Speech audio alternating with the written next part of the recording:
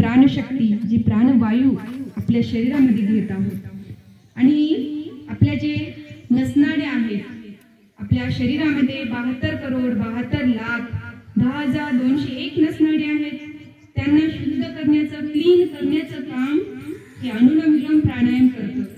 दीर्घ श्वास घ्यायचा आहे आणि दीर्घ सोडायचा आहे। मग याच्याने आपले जे वात पित्त कफ हे सम होतं।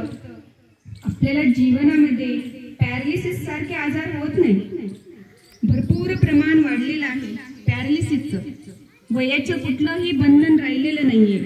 कुठलं वय काय 30 वर्ष 25 वर्ष अशांना सुद्धा पॅरालिसिस होत आहे।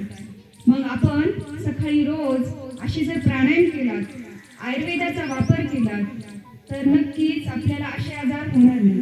दीर्घ श्वास घेऊया आणि दीर्घ श्वास सोडूया।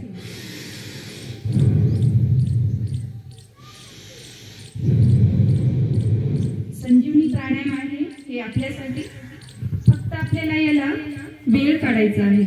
सकाळची वेळ जी तुम्हाला कामाची वेळ नाहीये ना, तुम्हाला एक पैसे कुठं मोजायचं नाहीये। तुम्हाला जी मोफत आहे ते खूप मौल्यवान असतं।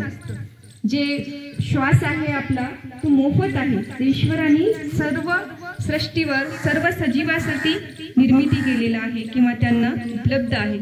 त्याचीच आपल्याला किंमत नसते। जेव्हा ते श्वास निघून जातो तेव्हा आपल्याला त्याची किंमत कळते। तसं हा प्राणायाम सुद्धा खूप महत्त्वाचा आहे आपल्या शरीराला निरोगी ठेवण्यासाठी। दीर्घ श्वास घेणे दीर्घ सोडणे।